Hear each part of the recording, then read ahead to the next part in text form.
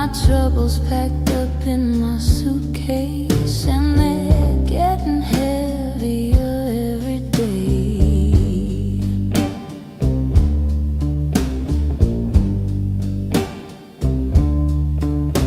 The rain keeps falling on my weary shoulders. Rain keeps falling on my weary shoulders.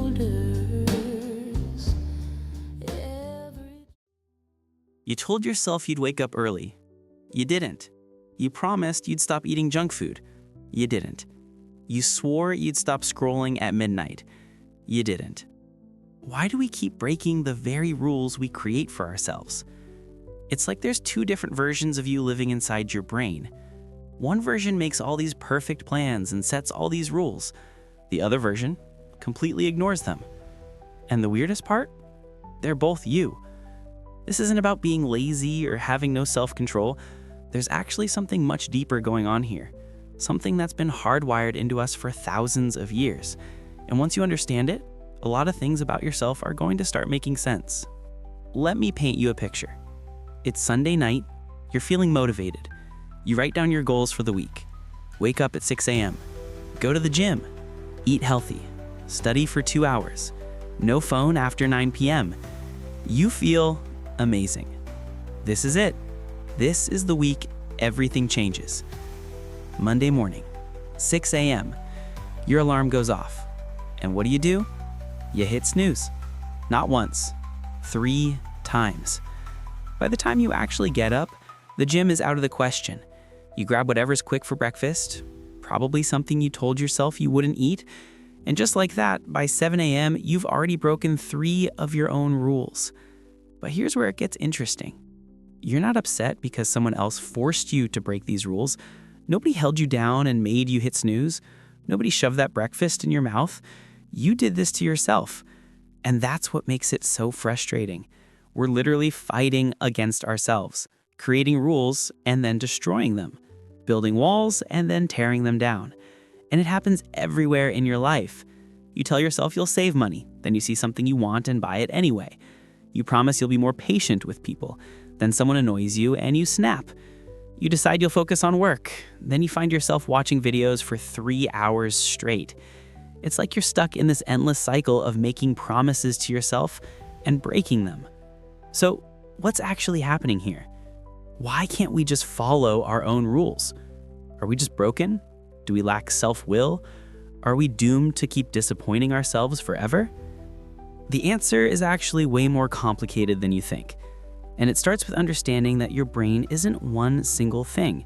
It's more like a community of different parts, all wanting different things, all fighting for control. There's the part of your brain that thinks about the future. Scientists call this the prefrontal cortex. This is the part that makes plans, sets goals, creates rules.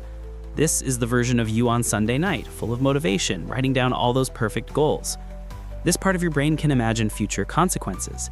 It can delay gratification. It can think logically about what's best for you in the long run. But then there's another part, the limbic system. This is the ancient part of your brain, the part that's been around for millions of years, way before humans could even think about making New Year's resolutions. This part doesn't care about the future. It doesn't care about your goals. It only cares about right now. It wants comfort. It wants pleasure. It wants to avoid pain. This is the version of you on Monday morning, warm in bed, hitting snooze, choosing immediate comfort over future benefits. And here's the key thing you need to understand. These two parts of your brain are constantly at war, and they're not fighting fair because the limbic system, the impulsive part, is way stronger. It's faster. It's been around longer. It's literally designed to override everything else when it wants something. Think about it like this. Imagine you have a human and an elephant, and they're both trying to walk down the same path. The human has a map, has a plan, knows exactly where they should go. That's your prefrontal cortex. But the elephant goes wherever it feels like going. And when the elephant wants to go left, it doesn't matter that the human wants to go right. The elephant is bigger, stronger. The elephant wins. That's your limbic system. Your rational brain can make all the plans it wants, but when your emotional brain wants something different, it's going to be a fight. And most of the time, emotion wins.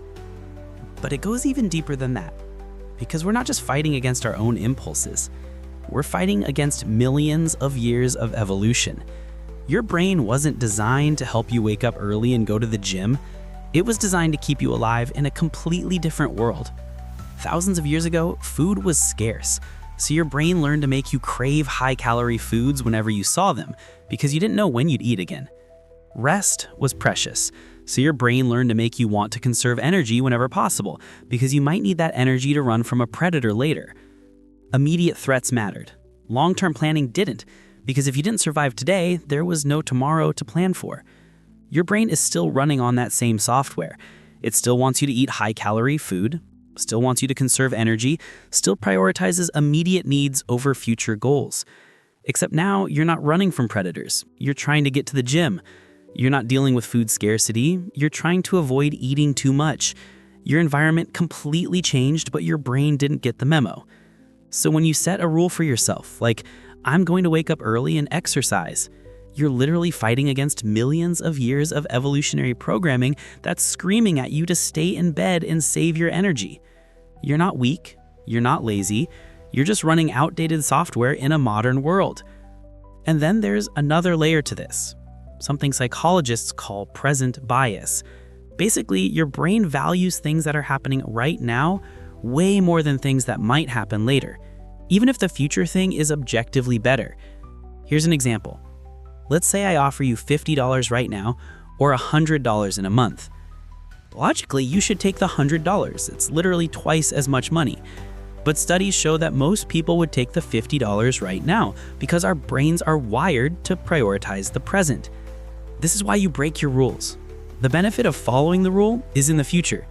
The benefit of breaking it is right now. You know that going to the gym will make you healthier in the long run, but staying in bed feels good right now. You know that saving money will help you buy something important later, but buying this thing feels good right now. Your brain is literally wired to choose the immediate reward over the delayed one. But wait, there's more. Because we also have something called decision fatigue. Every single decision you make throughout the day drains a little bit of your mental energy. And the more decisions you make, the worse you get at making them. This is why you can stick to your diet all day, but then at night, you raid the fridge. It's not because you suddenly lost all your willpower at 8 p.m. It's because you've been making decisions all day. What to wear, what to eat, what to work on, how to respond to that email, what route to take home. Thousands of tiny decisions, and each one drained a little bit of your mental battery. By the time night comes, you're running on empty. And when you're running on empty, your prefrontal cortex, the logical planning part of your brain, starts to shut down. And guess what takes over? The limbic system. The impulsive part. The part that just wants comfort and pleasure and doesn't care about your rules. This is why people always say don't go grocery shopping when you're hungry, because hunger is a form of stress. And stress weakens your prefrontal cortex, makes you more impulsive, more likely to grab whatever looks good in the moment, instead of sticking to your healthy eating plan. And it's not just physical stress. Emotional stress does the same thing. Had a bad day at work, your brain wants comfort. Stressed about money, your brain wants distraction. Feeling lonely, your brain wants connection, even if it's just the fake connection of scrolling through social media for hours. When you're stressed, your brain goes into survival mode. And in survival mode, long-term planning gets thrown out the window. Your brain doesn't care about your goals when it thinks you're in danger. It just wants you to feel better right now. So you can see how all of this stacks up against you. You've got different parts of your brain fighting each other. You've got millions of years of evolution working against your modern goals. You've got present bias making you choose immediate rewards. You've got decision fatigue draining your willpower throughout the day. You've got stress pushing you toward impulsive choices. It's honestly kind of amazing that we manage to follow our own rules at all. But here's the thing that changes everything. Once you understand all of this, you can actually start working with your brain instead of against it. Because the real problem isn't that you're weak. The real problem is that you're trying to fight your brain head on. And that's a fight you're never going to win. You can't just use willpower to override millions of years of evolution. You can't just try to force yourself to be a different person.